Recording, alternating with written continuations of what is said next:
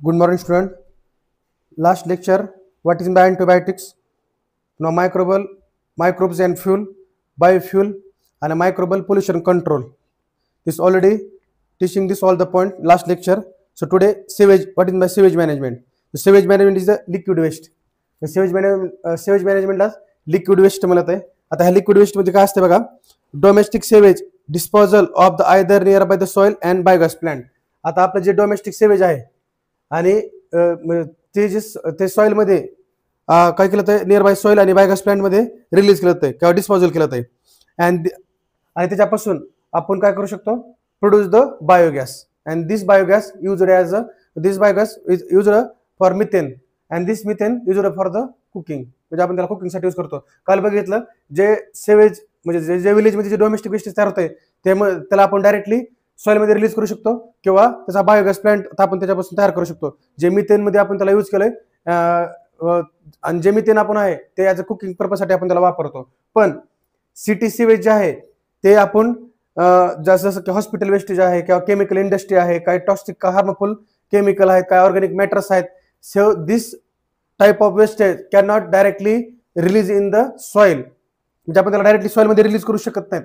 तर ते they are very harmful. म्हणजे they are reduce the fertility of soil. सॉइलची फर्टिलिटी कधी कमी करू शकतो. तर त्यामुळे ह्याला आपण डायरेक्टली सिटीचं जे सेवेज आहे ते त्याला आपण डायरेक्टली सॉइल मध्ये सोडू शकत नाहीत. तर त्यामुळे त्याला काय करावं लागेल, they are used for the need the sewage need to carry the process unit and acted upon by the microbial process. म्हणजे त्याची मायक्रोबल प्रोसेस करून आपण त्याला विथ हेल्प ऑफ मायक्रोब्स आपण त्याला म्हणजे क्लीन करून त्याला त्या सेवेज मॅनेजमेंटला त्या क्लीन करून आपण त्याला रिलीज करतोय सॉइल मध्ये, रिव्हर मध्ये, पण ओशन मध्ये.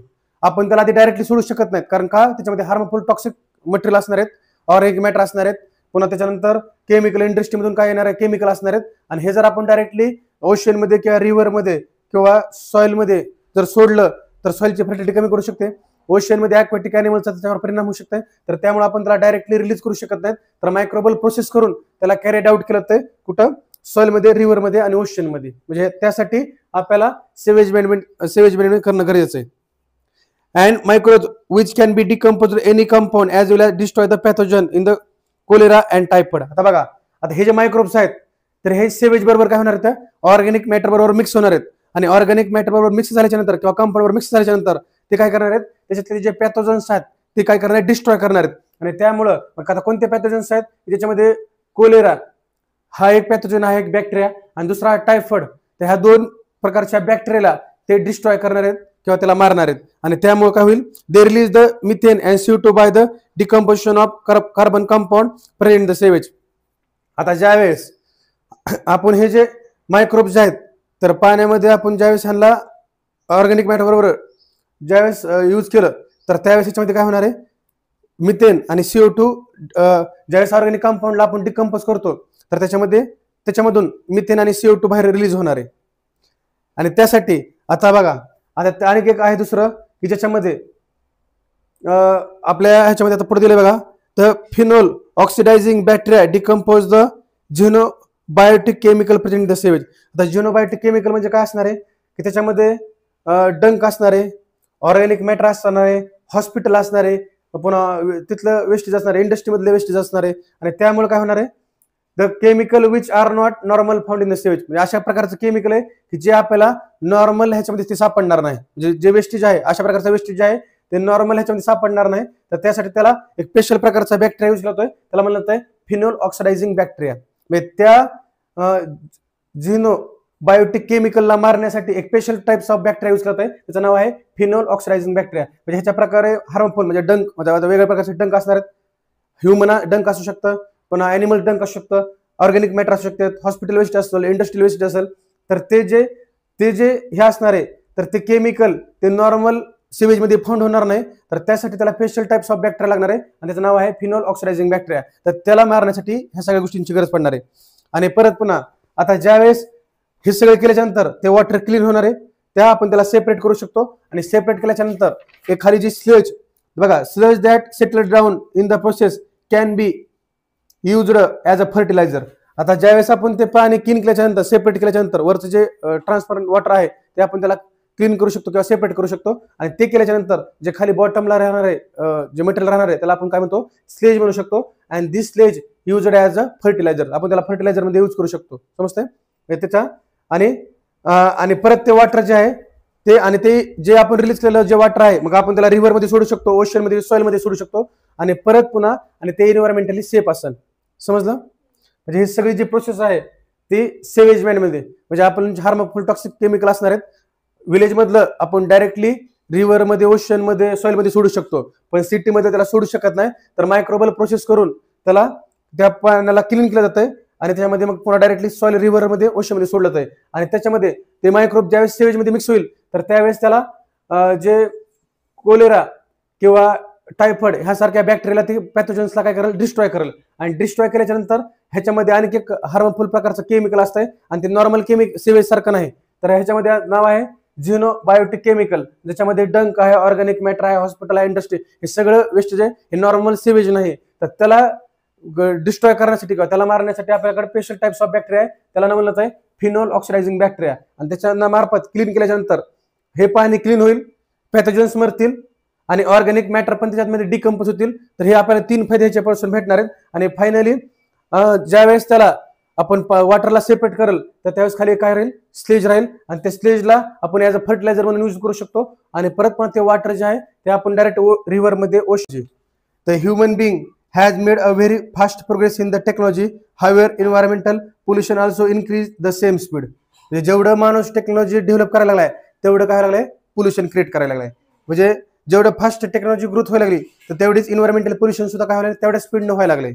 And so let's the way of control over the air, soil and water pollution with help of microbe. तर त्यासाठी आपल्याला एअर, सॉइल आणि water pollution with help of microbe, म्हणजे असे काही मायक्रोब्स आहेत त्यांच्या थ्रू आपण एअर, वॉटर आणि सॉइल पोल्युशन कंट्रोल करू शकतो. म्हणजे आपल्याकडे त्यांच्याकडे काही मायक्रोब्सकडे एक स्पेशल ॲबिलिटी आहे to control the air pollution, soil pollution आणि वॉटर पोल्युशन. समजतंय?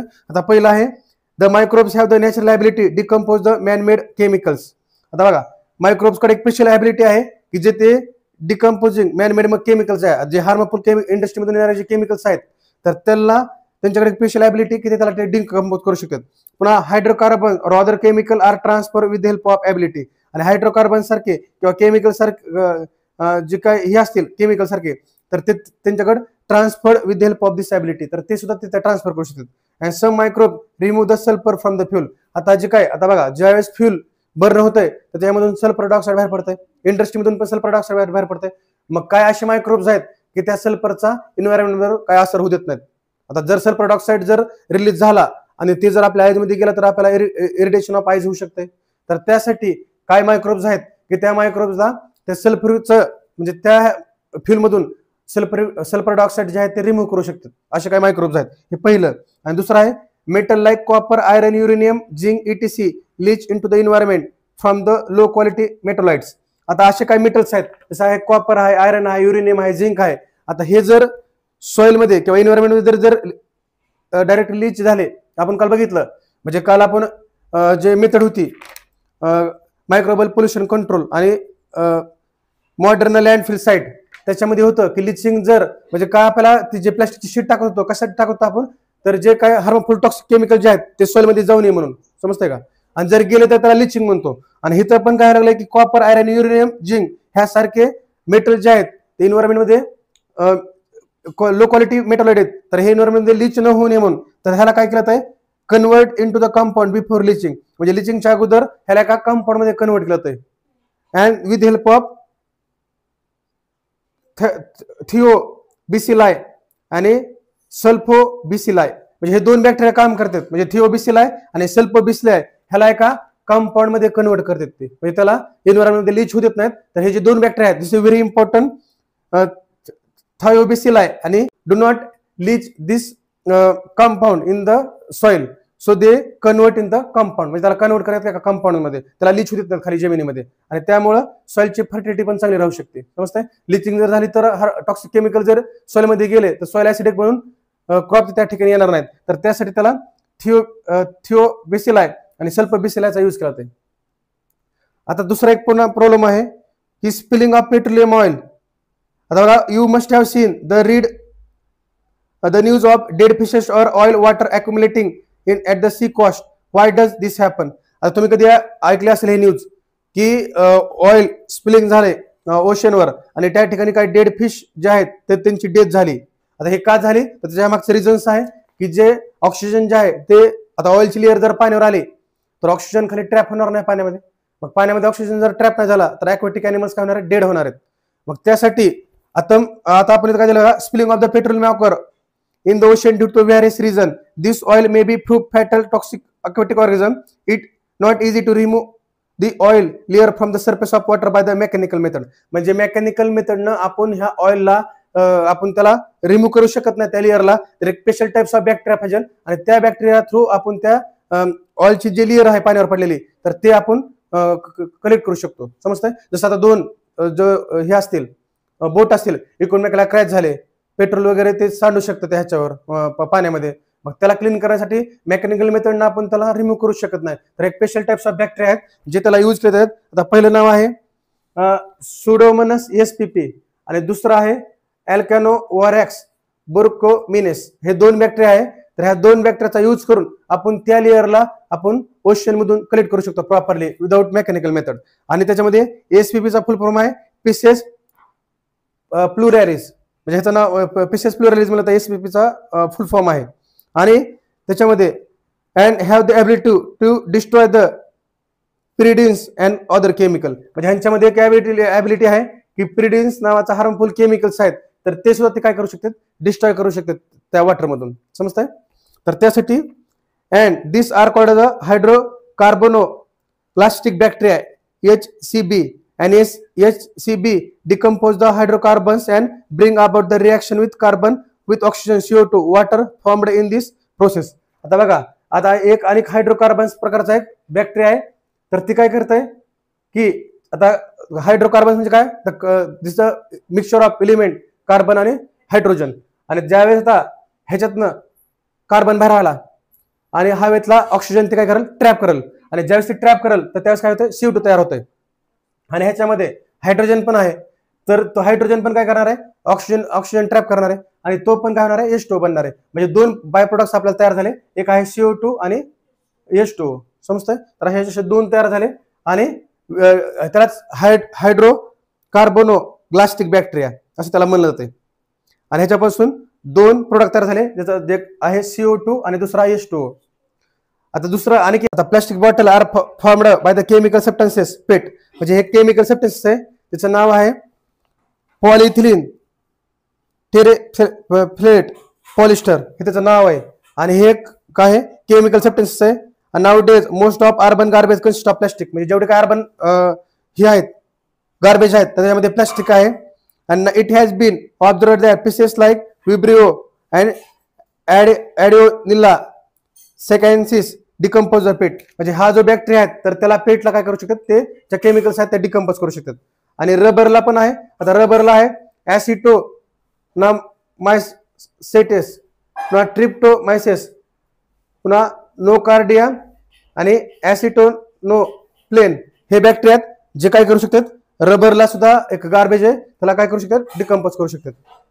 आता परत आहे आता sulphuric acid present in the acid rain and material among out of the mine. आता सल्फ्युरिक ऍसिड जे काय आहे एक ऍसिड रेन आणि मटेरियल आहे compose out of the mine. You know that erosion metal present the statue bridges and building occur due to it. आता sulphuric acid जे आहे आणि ऍसिड रेन आणि जे मायनस मध्ये जे काय मटेरियल आहे त्याच्यामधून ते बाहेर पडतंय सल्फ्युरिक ऍसिड. आणि त्याच्यामुळे काय होतंय की इरोजन होतंय, म्हणजे मेटलचं इरोजन होतंय. म्हणजे जसं स्टॅच्यू असतील, ब्रिज असतील, बिल्डिंग असेल तर this sulfuric acid source of energy. Some species of bacteria like Acidophilium SPP आणि Acidobacillus ferocidensis. आता हे जे बॅक्टेरिया आहेत, आता हे जे सल्फर आहे, आता सल्फर जर कॉन्टॅक्ट मध्ये आलं तर काय व्हायला लागलं, सल्फ्युरिक ऍसिड त्याच्यापासून मेटल जे आहेत तर त्याला कोरोजन लागायला किंवा इरोजन म्हणतो आपण, इरोजन किंवा कोरोजन. तर त्यासाठी त्याला प्रिव्हेन्शन करण्यासाठी ह्या बॅक्टेरियाची नावं दोन आहेत, ॲसिडोफिलम SPP आणि ॲसिडोबॅसिलस फेरॉक्सिडिन्स. तर हे दोन बॅक्टेरिया यूज करून आपण त्याला प्रिव्हेन्शन करू शकतो. आता जसं आपल्या बॉडीमध्ये पण काय म्हणताय, आपल्या सेलची बॉडी, आपल्या सुद्धा बॉडीचं ग्लुकोज ब्रेक करून आपल्याला एनर्जी भेटते. म्हणजे आपण ज्यावेळेस ग्लुकोज मॉलिक्यूल आपण बघितलं ऑलरेडी की ग्लुकोजचं ज्यावेळेस ब्रेकडाऊन होतंय तर त्याचं आपल्या बॉडीमध्ये एनर्जी भेटते. तसं इथं पण काय करतात, ह्या बॅक्टेरिया काय करतात, जे त्या सल्फ्युरिक ऍसिडच्या मॉलिक्युल्स असतात ते ब्रेकडाऊन करून ते काय करणार, त्याला हिट करणार आहेत. हे दोन बॅक्टेरिया ऍसिडोबॅसिलस फेरॉक्सिडिन आणि ऍसिडोफिलम एसपीपी हे दोन बॅक्टेरिया आहेत. तर ते दोन बॅक्टेरिया काय करणार आहेत, ह्याला ऑलरेडी हिट करणार आहेत आणि त्याला त्यांच्यापासून एनर्जी भेटणार आहे. तर त्यासाठी आपल्याला कोरोजन आणि इरोजन आपल्याला प्रिव्हेंट करायचं असेल तर ह्या दोन बॅक्टेरियाला आपण यूज करतोय.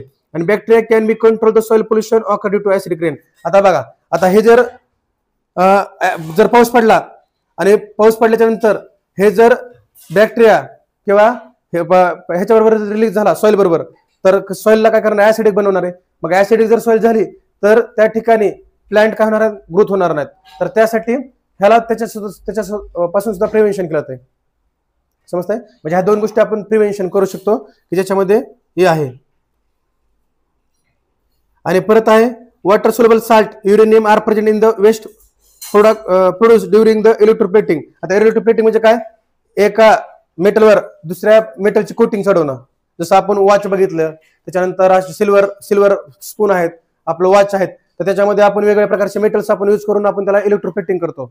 आणि हे जी प्रोसेस होती तर ते कशात होती, इलेक्ट्रोलायसिस थ्रू हे प्रोसेस होती. समजतंय? म्हणजे इलेक्ट्रोलायसिस हे एक मेथड्स आहे, त्याच्यापासून आपण इलेक्ट्रोप्लेटिंग करू शकतो. पण रेडिओ ह्याच्यामधून युरेनियम नावाचं एक हार्मफुल जे वेस्ट आहे ते बाहेर पडतंय.